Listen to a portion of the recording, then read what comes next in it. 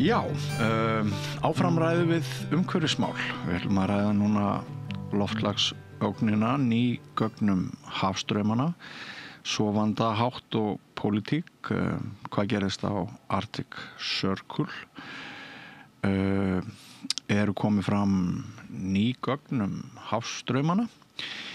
Mikilvægt að stöðva framkvæmdir þar sem verið að framkvæma í þágu umhverfis og sjávar, til dæmis í Norðurhöfum. Og svo ætlum við líka að ræða nýja bók. Vertu velkomin til að svara þessum litlu spurningum, Kristín Vala Ragnarsdóttir. Já, takk fyrir að bjóða mér. Mjög gaman að fá þig. Það vill nú þannig til að þú ert nú jarðfræðingur og prófessor emerita og hefur látið mjög mikið til þín taka í umhverfismálum. Sem dæmi þá var að rifjast upp fyrir mér að þegar ég gerði fyrsta innslagið umhverfismál í sjónvarpi, þá bauð ég þér. Það hefur verið kannski svona... með Jóni Gunnarsson. Já, með Jóni Gunnarsson. Þvílík örlög. Ætli það ekki að vera svona 2016 eitthvað svoleiðis? Eða jafnvel fyrr. Já, jafnvel fyrr. Já. Og þá hafði vakið athygli mína málflutningur þinn um það að við þyrftum miklu fleiri hnetti heldur en þessa einu jörð. Já. Við værum að lifa með svo ósjálfbærum hætti. Við erum ennþá þar. Við erum ennþá þar. En samkvæmt nýjustu mælingum þurfum við enn fleiri hnetti miðað við 2015-16 eða veistu hvernig það er? Nei, að vísu, útreikningarnir voru þannig á þeim tíma að það leit út fyrir að við þyrftum miklu fleiri. En svo kom í ljós að það voru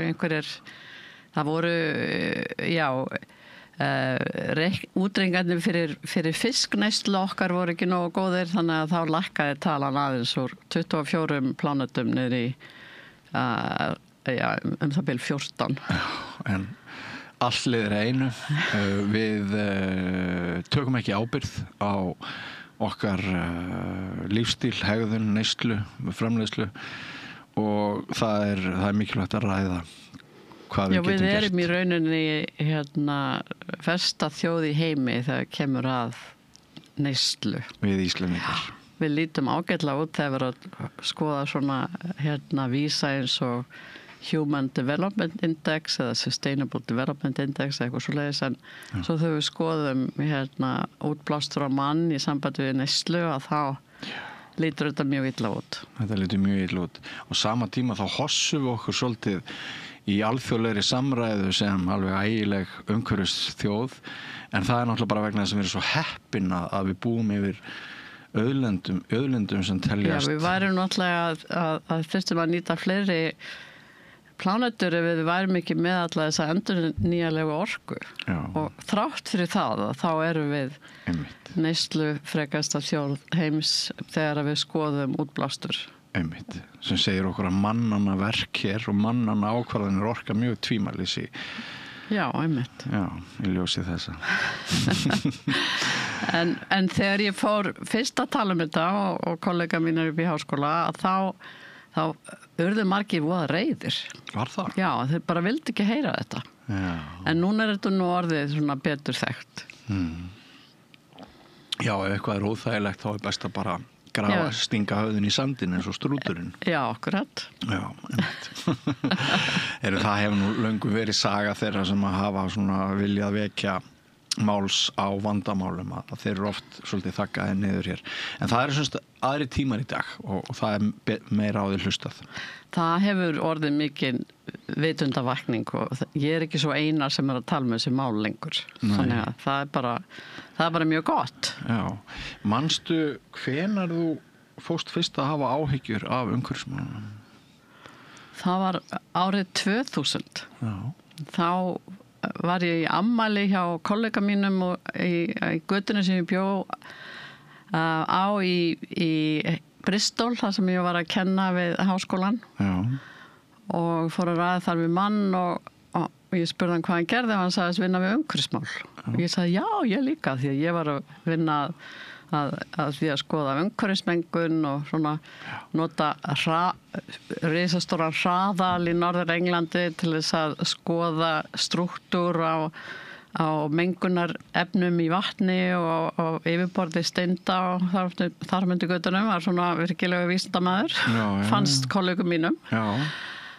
En hann var að skoða alla plánetuna og hvernig við gætum verið sjálfbær á plánetunu og var sem sagt forstöðumaður Schumacher Society í Bristol en Fritz Schumacher var þýskur hagfræðingur sem vann í Bretlandi og hann skrifaði bókina Small is Beautiful árið 1973 og í rauninni af mörgum talin vera svona frumkvöðl í sjálfbærni hugsun.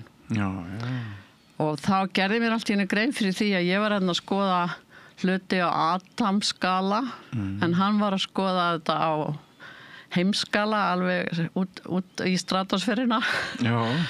Og það munnaði þarna einum 17 stærðargráðum eða eitthvað slikt og ég hefði hreinlega mist sjónar á stóru myndinni. Já. Og ég varð fyrir gífurlega áfalli. Já. Ég satt og horfði á tölvuna mína í heilt sumar og vissi ekki hvað þetta að gera. Það bara svoleiðis. En svo ákvað ég bara að snúa öllu við sem ég hefði verið að gera og láta jarðefnafræðina vera og leyfa öðrum að vesenast í henni og bara hella mér út í það að reyna að finna út hvernig við gætum orðið sjálfbæra þessari jörð. Gott hjá þér. Þannig að það var þannig mikill umsnúningur og kollega mínu héldu að ég hefði dottið á hausinn. Var það? Já. Og aldarfjórðungi síðar ertu ennað? Nú var ég ennað og ekki búin að gefast upp. Nei. En þetta lítur ekki vel út. Þetta lítur ekki vel út. Heyrðu, förum þá í gaman að svona kynnast þessu augnabliki sem að réði úrslitum hjá þér og ég held að mörg okkar hafi notið góðs að því að þú hefur haldið sjónarmiðum á lofti sem að maður hafði kannski ekki mikið velt fyrir sér áður, þannig að bara það magnað.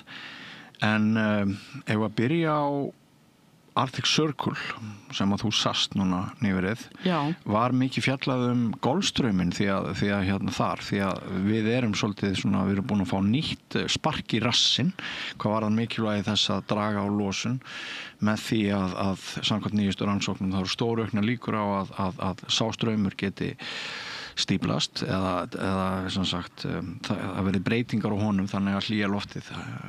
Þannig að það hægir á honum ef ekki stöðvast algjörlega. Já. Það var sem sagt haffræðingur sem að heitir Stefan Ramstorff, hann var boðið hingað á Arctic Circle í fyrra. Já. Og talaði þá bæði upp í háskóla og á ráðstefnunni. Og þar voru 10 vísindamannar sem að skrifuðu bréf til Norðurlandaráðs að gera eitthvað í hlutanum að því þetta líti ekki vel út. Já. Og hann kom aftur núna að tala.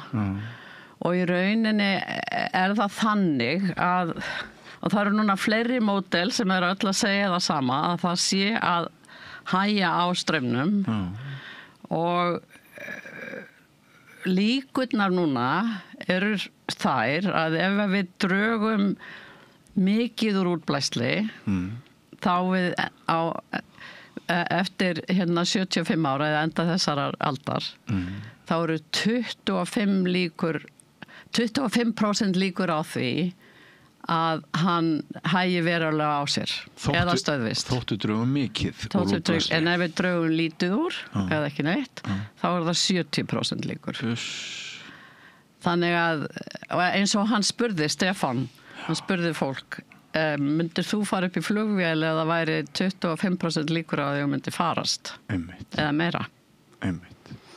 Þannig að það er verið að reyna að nota þessar tölur til þess að hamra á því við ráðamenn. Það þýðir ekkert alltaf bara að hunsa að við verðum að draga úr útblæstri.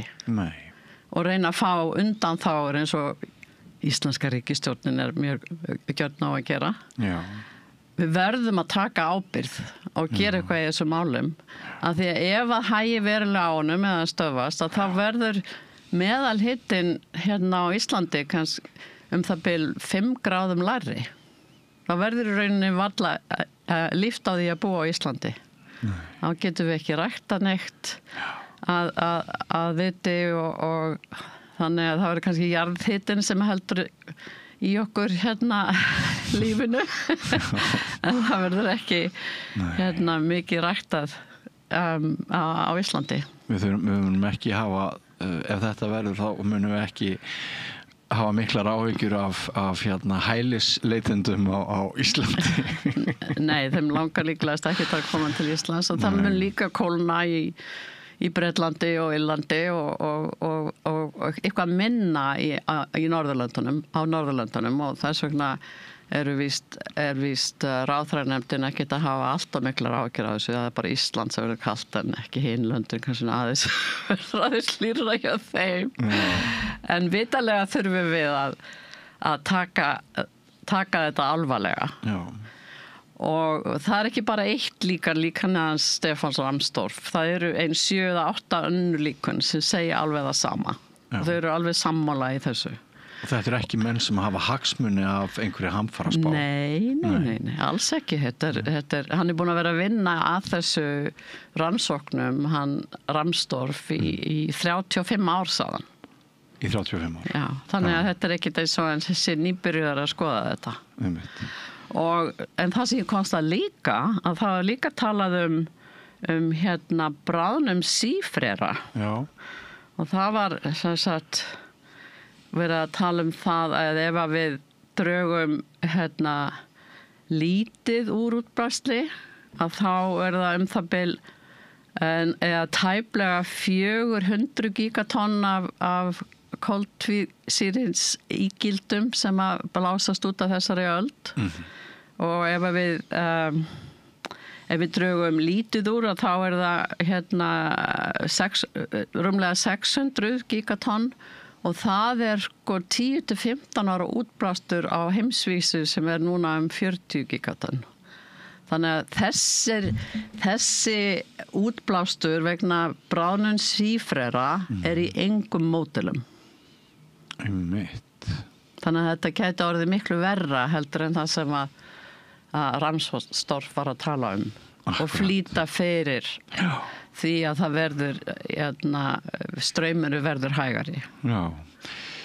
Og áður en til þess kæmi að Ísland gæti orðið óbyggilegt þá hljóta áhrifin á þessu öllu að verða mikil okkar náttúru auðlindir, sjávarfang, dettur manni í hug, fiskveiðar og svo ótrúlega margt annað. Já, að vísu hefur gengi fisksins í kringum Íslands breyst heilmikið að því það hefur hlýnað svo mikið. Hafið hefur hlýnað alveg meir en 2 gráður í kringum Ísland.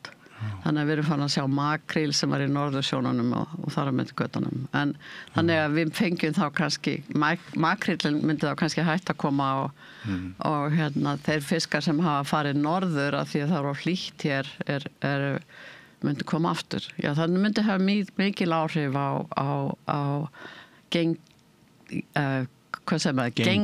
fisks í kringum Ísland. Já. Og súrnun sjávar. Því hefur líka verið haldið fram að sko loðnan sem burðarbiti í fæðu þorsksins, hún þoli kannski þessa súrnun frekar illa. Já, og það hefur súrnað mjög meira heldur en að svona meðaltal í kringum Ísland. Og þetta hefur náttúrulega líka áhrif á hvort að lífverur í hafinu eins og kóralla geti mynda sína skel. Já. Og hafið tekur núna upp undanbil helmingin af þeim koltvísýringin sem náttúran tekur upp. Já. En ef að þessi dýr get ekki lengur mynda sína skela þannig að sér náttúran ekki um að farga þessum útblæstri sem að í andrúmsloftinu. Ég hélt að það myndi allt standa á haus í samfélaginu núna fyrir nokkrum vikum þegar fóru að berast fregnir af þessum rannsóknum sem sýndu að líkurnar á því að byggð gæti hreinlega eyðst dáið út á Íslandi væru miklu meir en menn höfðu talið áður. Samt var eins og öll kerfi samfélagsins væru svolítið í því að bara yppa öxlum. Við vitum það núna að þjóðaröryggisráð fékk glærukynningu, fékk upplýsingar, bað upplýsingar. Þannig að þau sem sitja í því hafa væntanlega vitað það eða séð það að mögulega væri mjög mikil alvara á ferðum en þau passa sig eiginlega á því að vera ekkert að segja almenningi það. Kanski... Já, ég held að þessi fundur hjá þjóðaröryggisráði hafi verið að menna ég var á ferðalagi en ég frétta á hennum núna því ég var komin heim og það sem var svo einkennlegt við að þeir kölluðu ekki til helstu sérfræðinga í hafstraumum heldur Já, er það ekki? Einhvern verkfræðing sem hefur aðeins verið að skoða þetta. Sem mögulega hefur talað þetta niður þá? Nei, ég held ekki. Nei, en ég hefði nú samt haldið að það væri betra í pólitík að hafa vísindamennina til að tala við en ekki einhverja sem eru bara svona áhugamenn um málefnið. En er það ekki áhugavert sko að á sama tíma og það er látið eins og að við eigum bara að halda áfram að lifa okkar lífi þá er samt þjóðaröryggisráð að ræða þetta. Það sýnir alvöruna og það sýnir það að ráðamenn vita alveg innst inni í hvað gæti stend en svo er bara eins og stoppi þar.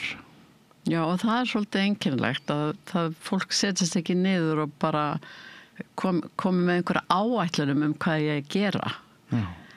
Að vegna þess að á heimsvítu er útblástur ennþá að aukast þrátt fyrir Parísarsáttmálann og samningin árið 2015 nú eru komin 10 ár og útblásturinn heldur alltaf áfram að aukast. Hann er ekkert að minnka. Nei, og hér erum við með stóriðjurnar sem reyndar fer inn í ETS-kerfið svokallaða. Já. Regnast ekki með sem okkar losun á okkar ábyrgð en það breytir ekki því að það er losun, hún er gríðarleg. Við erum með sko tárfalla í kringum bilun á Grundartanga þegar við gætum snúið þeirri umræðu algjörlega haus, ekki satt? Jú, og það er svo skrítið að þessi fyrirtæki sem að vilja gjarnan græða mikið og borga sem minnsta skatta ef eitthvað kemur upp á hjá þeim þá á ríkisstjórnin allt í að fara að aðstoða. Af hverju er ekki smá varasjóð fyrir bilun, þú veist. Mér finnst þetta stórfurðulegt. Og að það ákall skuli alltaf koma frá hægrinu, það er líka mjög fyndið. Já, akkurat. Það eru þeir sem vil ekki borga skatta.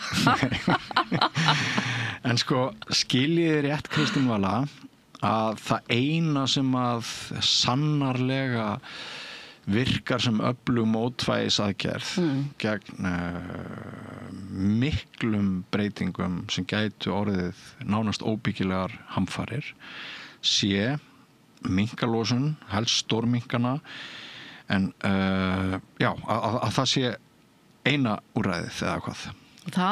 Það er aðal úrræðið en við þurfum í rauninni á öllu að halda. Við þurfum að minnka útblástur, við þurfum að minnka neyslu.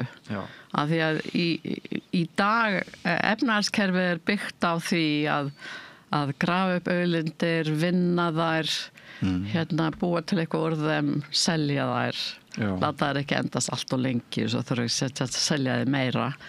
Þannig að það er þessi efnahagsvél í framleiðslu og neyslu sem að heldur þessu kerfi gangandi og fer fram á hagvöxt á hverju einasta ári og sem að þýðir það að fólk skilur ekki hvað hagvöxtur þýðir. Það er einmitt það sem að bókin sem að þú myndist á sem að ég var að klára með Ásgeiri Brynjari Torfasyni. Já, til hamingju með hana. Já, takk fyrir það. Hún er núna í vinnslu og kemur út í apríl.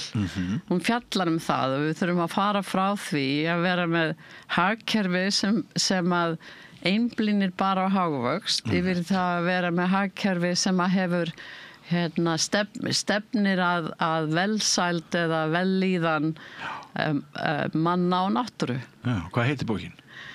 Hún heitir Elgar Companion to Creating a Regenerative Economy for Well-being. Já. Svolítið langt. Já. Fræðibók? Já, fræðibók. Já, einmitt. Sko, plús það að draga úr losun segja sumir það er bara hálft málið sko. Það er líka hægt að fanga og farga. Já, að vissu leyti. Kappfisk er náttúrulega ein lausn en það verður aldrei nein stór lausn. Það verður ekki stórlaust? Nei, það held ég ekki. Þetta mjög dýrt og þetta bara á örfáum svæðum á jörðinni þar sem við verum með basalt í berggrunnum sem að getur tekið upp koltvísýringin.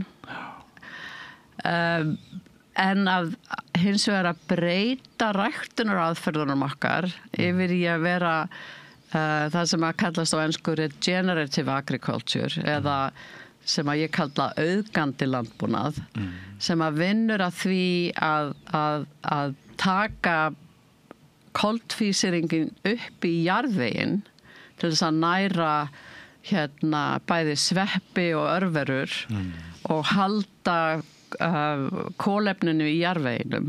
Það gæti haft mjög stór áhrif. Það að mínu mati er besta lausnin til þess að draga niður koltvísýring úr andrúmsloftinu. Að fara yfir í þannig landbúnað. Og það er bara einn eða tveir bændur á Íslandi sem að stunda landbúnað þennan máta. Og þeir eru bara algjörlega sjálflærðir af því að þetta hefur ekki verið kennt í landbúnaðarháskólanum. En mér skilst að það sé nú kannski að verða breytingar á því. En svona aðeins til þessi áttimi og alvöru málsins ef þú væri forsætisráðherra, værirðu bara í því að slökkva á stóriðunum á Íslandi eða? Ég veit ekki hvort ég myndi slökkva á stóriðunum, ég myndi ekki reyna að bæta í. Nei. Það búið að byggja þessar stóriður, það var kannski, og við notum græna orku við þessa framleiðslu. Þannig að ég held að það sé ekki lausningin að slökkva á þeim, en við þurfum ekki fleiri. Nei. Það er náttúrulega algjörlega ótrúlegt að við skulum nýta 80% af orkun okkar fyrir erlenda stóriðju og mikið af hagnaðanum af þessari framleiðslu verður ekki eftir á Íslandi, heldur hjá móðurfyrirtækjunum erlendis. Sigurður Ingi Jóhannsson, formaður Framsóknarflokksins, hann sagði að líka vegna gervigreindarinnar þá þyrftum við eiginlega tvöfalda virkjanir. Já, það er nefnilega svolítið áhugavert að þegar ég satt í stjórn Landverndar fyrir, nei, ekki Landvernd, ég var í stjórn Landverndar fyrir það við 10 árum, en svo var ég skipuð í stjórn Landsvirkjunar. Og þá steg ég til hliðar frá Landvernd til þess að koma þar inn. Já, ég var fulltrúi Pírata í stjórninni.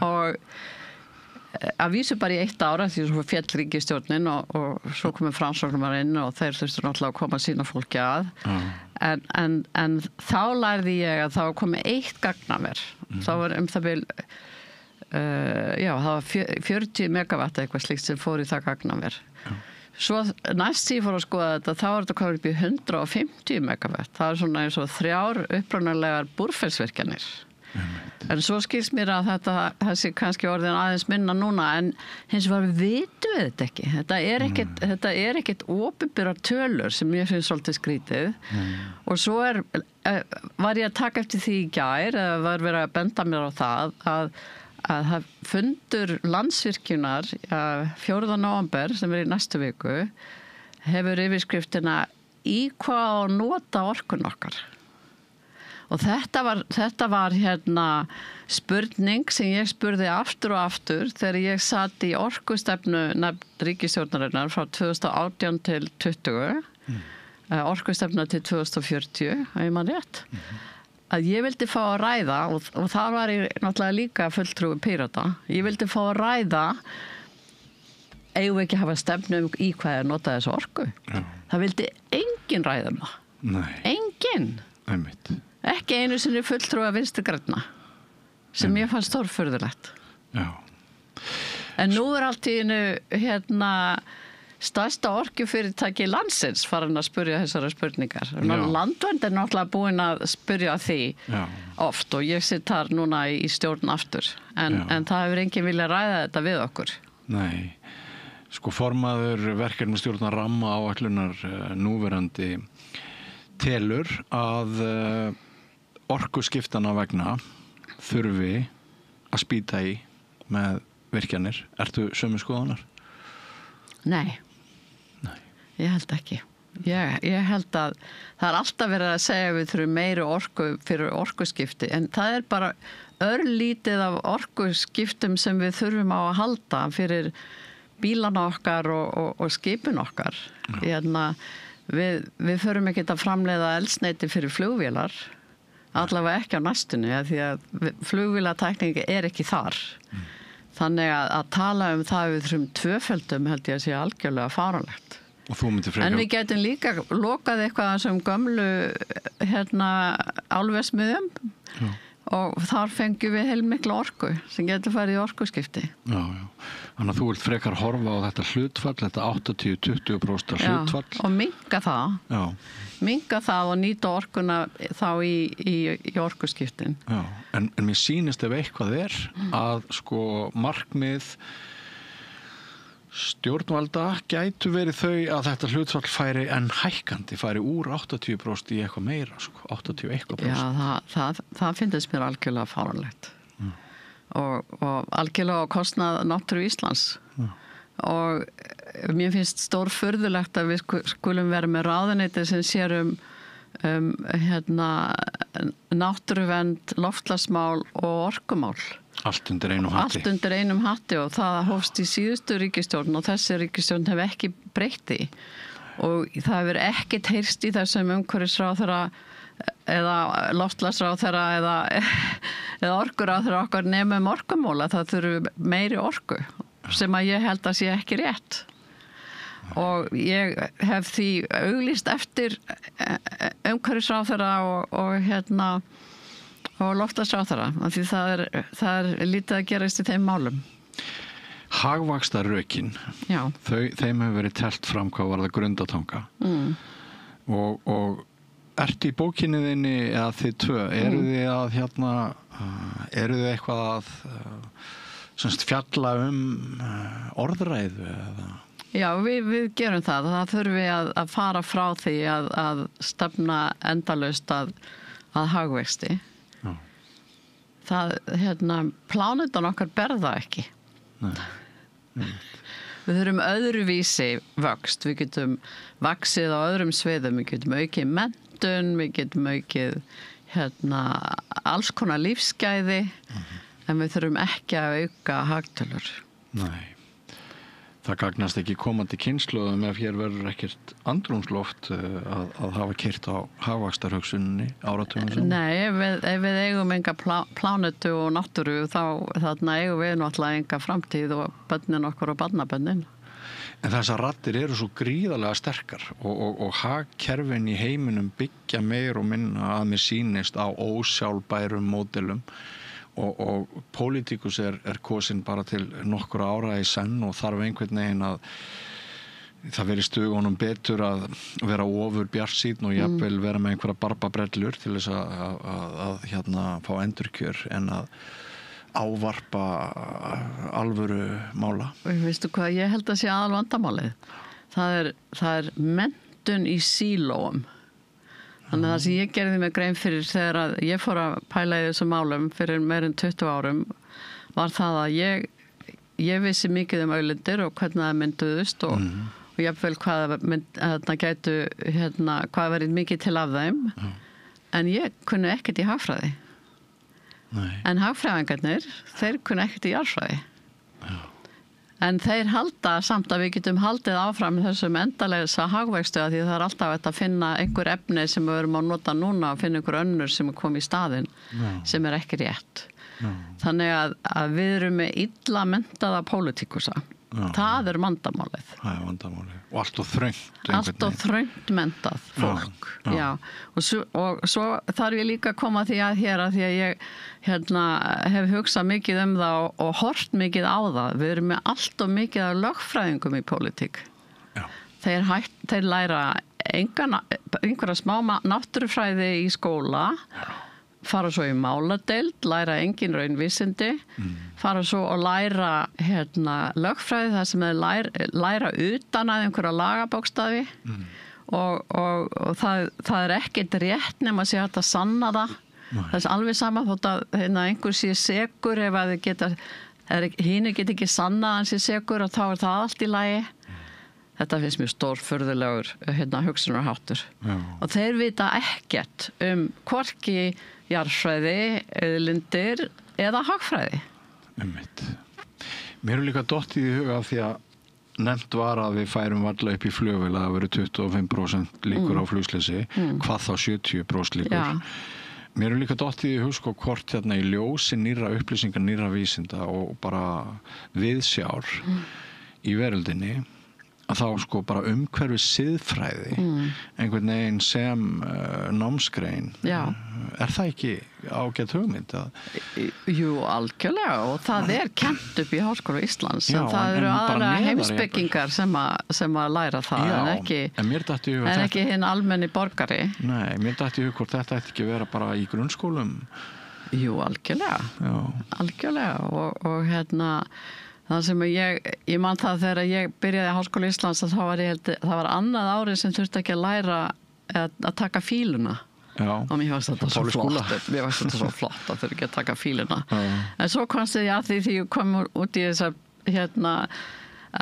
sjálfbærni pælingar að ég vildi að ég hefði lært heimspeki og allir ætti að læra heimspeki. Já, og ég ennþá þar. Það ætti að vera skylda fyrir alla. Og það normenn hættu aldrei að kenna siðfræði. Nei. Þeir eru ennþá að því. En við hættum því og flestir aðrir háskólar. Ég var einn af þessum heppnu. Ég satt fíluna með Pálisskóla. Ég hefði svo gjarnan vilja vera í fílunni hjá Pálisskóla eftir á litið. Það getur vel verið að ég væri ekki að taka við viðtalið eins og þetta ef ég hefði ekki setið þann kurs. Hvað veit maður? Já, einmitt. Það stundum leiðir einhver menntun, eitthvað skeið menntunar til þess að maður sér heiminn algjörlega í nýju ljósi líkt og þú gerðir árið 2000 þegar þú kynnist þessum manni sem að... Já, einmitt. Og hann ég man að hann sagði að því að hann hafði lært einhvers konar umhverfisfræði á Írlandi. Já. Og það var einn af fyrstu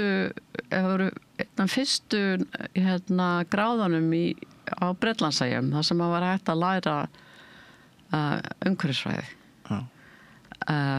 Og við þurfum að hafa miklu meira af svona þverfaglegu námi eins og til dæmis umhverfis- og auðlindafræðin sem að það stýra þarna Stöllur, Brynhildur Davíðsdóttir og Lára að það gefur nemendum innsýn í svo mörg málefni. Við þurfum að hafa miklu meira af þverfaglegu námi og þess vegna held ég að mörguleiti sé bókin okkar Ásgeirs Brynjars mjög sérstök því ég kem inn með mína jarðfræði minn jarðfræðigrunn en hann hins vegar lærði fyrst heimspeki og svo fjármálafræði að við erum gott heimi í að leiða þetta allt saman. Já. Það kvikna ólíkar spurningar í þínu höfði og hans. Já, akkurat. En það áttu við mjög skemmtilega samræður meðan á sig stóð og þetta var rosalega gaman. Já, ég hef tröll að trúa á þessari bók og mikilvægi þess að hún komi út og jú, maður heyrir þetta holistic approach einhvern veginn að heildræn nálgun sé svarið í menntun. Ég fór fyrst að heyra þær raddir kannski kringu 2010 en hefur nokkuð svo óbúslega mikið gerst samt í því að Ég hafði tröll að trúa því að það eru stóra breytingar eftir hrun og í rauninni ég kem til Íslands árið 2008 í lok 2008 og beint inn í hrunið og kollega mínir í Bretlandi voru að segja ekki fara til Íslands, það er allt í volið þar þannig að verður bara áfram í Bretlandi og ég sagði, nei, veistu það þegar það verður svona mikil krísa þá er fólk meira tilbúið í breytingar og ég var náttúrulega fór til Íslands og ætlaði að gera Ísland sjálfbært, þú veist, ég er ekki ennþá þar en ég er ennþá að berjast fyrir því og það varð hugarfarsbreyting í byrjun, fannst mér ég sá það bara en svo einhvern veginn vildu allir bara fara í sama farvegin aftur, þannig að við erum svolítið komin þangað núna Mér finnst vera svolítið svona 2007 feelingur í gangi núna. Narratífan svolítið að sko COVID hafi drepið bylgju umhverfisvakningar og við höfum farið að huga að allt öðru og svo hafi komið einhver stríð og eitthvað svoleiðis. Já, það náttúrulega hugur fólks núna á vera heilbrigt og geta ferðast og hérna að líka að vinna friði í heiminum. Já. Þannig að þá fara loftslagsmálin kannski aðeins undir. Já. En við megum ekki gleyma þeim. Nei, þú segir fara loftslagsmálin aðeins undir, sko mér finnst eiginlega engin umræða á alþingi umhverfismál og mér finnst sko og það í sjálfu sér eðlilegt vegna þess að þeir flokkar sem voru mest að halda sjónum með umhverfisverndar og loftslagsmála á lofti, þeir eigi ekki einn einasta fulltrú inn á alþingi. Nei, og það mjög alvarlegt mál að hvorki vinstri grænir eða píratar eða sósíalistar komust inn á alþingi vegna þess að þeir voru með mestu umræðinu umhverfismálin. Þannig að ríkisstjórnin virðist hafa mjög lítinn áhuga umhverfismálum og stjórnarandstaðan akkúrat engan. En bara enn minni. Já. Þannig að það ekkert sem að ýta við, ekkert á alþingi sem að ýta við því að eitthvað sé gert í umhverfismálum. Og í ljósi alvörumála eins og þú hefur farið yfir, þá mjög slæmt að við séum ekki með ferskurð, bara vítt skoðanamengi inn á alþingi viðbröðin. Já, einmitt. Já, ég bara deili með þessum áhyggjum. Ég hafði strax miklar áhyggjur af þessu þegar niðurstöðnar komu í fyrra. Og við erum þar. Umhverfisráðherra, loftslagsráðherra, orkuráðherra bara í orkumálunum. Og hitt liggur allt á hakanum. Mér finnst við líka hundsa sko, það sem stundum nú maður farin að setja inn í gæsalappir loftslagskvíða. Já. Og þeir sem menn þá meina ég þeir sem að halda því fram að við enga breyta, bara gefa í með alla framkvæmdir og þessi losun, þetta sé allt saman bara kjaftæði vísindamanna sem séu sjálfur að tryggja sér fé úr sjóðum til þess að þeir geti sjálfur haldið áfram að spá heimsendi. Að þú þekkir þetta. Já, þetta náttúrulega algjört rugl. Þetta algjört rugl. En sem sagt, mér finnst bara að við séum ekki að gefa sviðsmynd unga fólksins okkar þann gaum sem skildi. Ég finn það alveg þegar ég tala um ungt fólk að viðhorf þeirra allt önnur. Já, ég hef líka orðið vör við það í kennslunni hjá mér að unga fólki hugsar öðruvísi heldur en við eldra fólkið. Já. Og hefur miklu meiri áhyggjur af þessum málum heldur en líklega þessi versta kynslóðin sú sem að fara á eftirlaun og koma inn á eftirlaun og vill bara vera á tenni og skemmta sér en ekki að taka þátt í því að reyna að gera heiminn betri. Nei, þessi versta kynslóðin fyrir þau sjálf að þau finnst gott að vera í hlýjunni. En sko mörg í þessum hópi eiga börn og barnabörn. Já. Og það eins og sko, oft það nú þannig ef eitthvað stendur manni nær, þá fær maður áhuga á málefninu.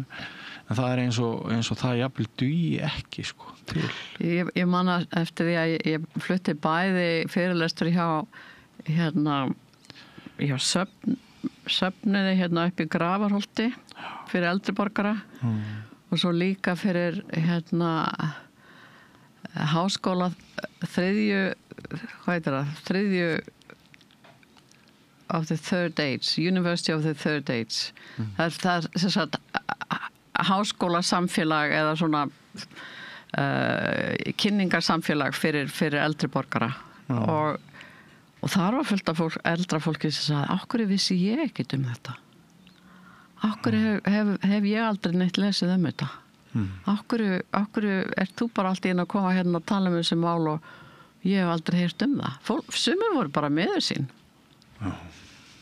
Þannig að þess vegna þarf bókin okkar líka að koma út á íslensku. Ég ætla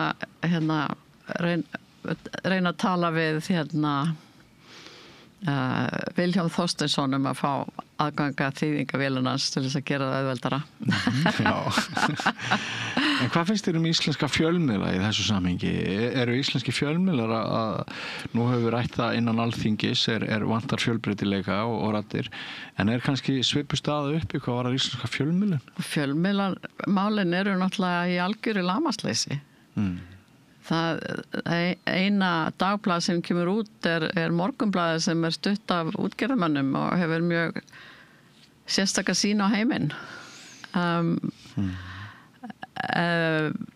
Heimildin að fjalla þessi mál en það ekki allir sem sjá hana.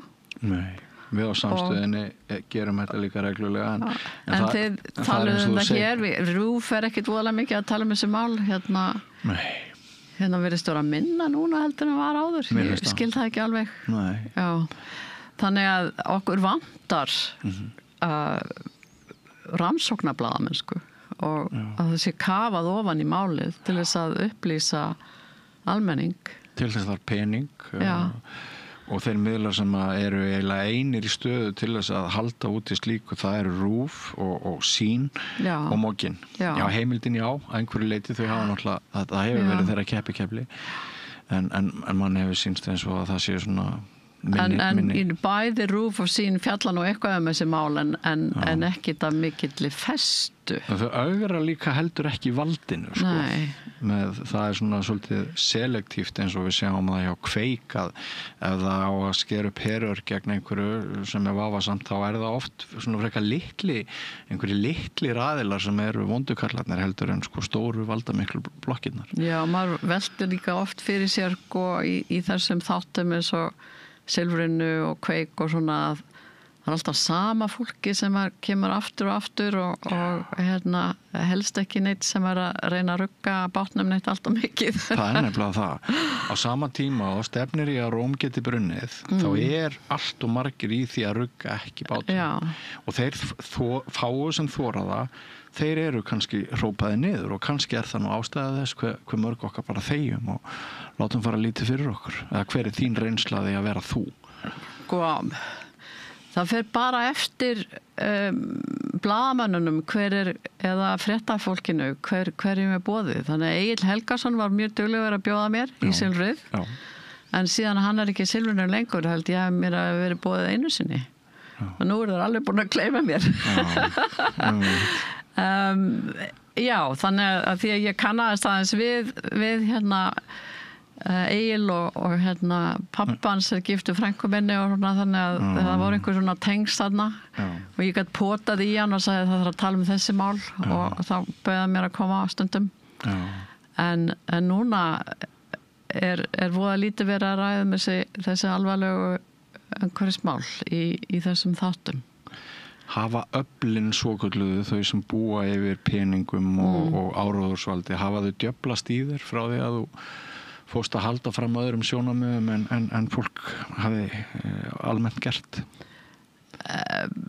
Ekki svo að ég það engin staði fyrir fram að mig og sagt mér að ég veit ekki neitt og kunni ekki neitt. Nei. En það hafi verið meira bara svona að hunsa það sem ég segi. Já, en ekki að standa upp á móti mér sem að ég viti allavega. Það hafi kannski verið eitthvað bak við tjöldin en þeir stóð ekki fyrir fram að mig og reynda að segja mér að ég væri að fara með rangt mál. Já, þetta eins og þegar ég skrifaði spillingabókina Besti vinur aðal, þá létu öflin bara eins og hún hefði ekki komið út. Já, einmitt.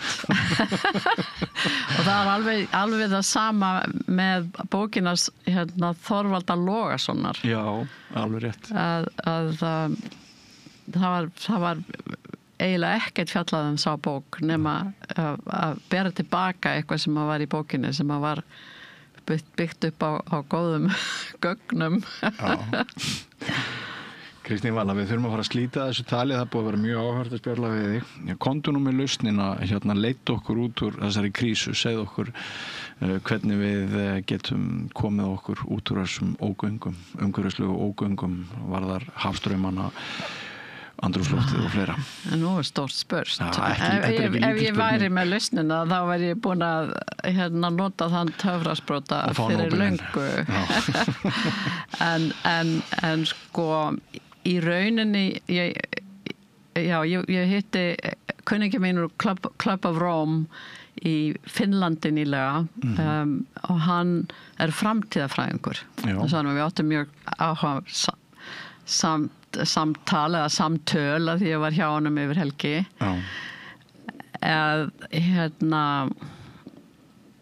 Og hann var að tala það til þess að fá fram breytingar að það þurfi fyrst þarf fólk að vera upplýst. Það svona awareness raising, þannig að fólk viti hvað að vera.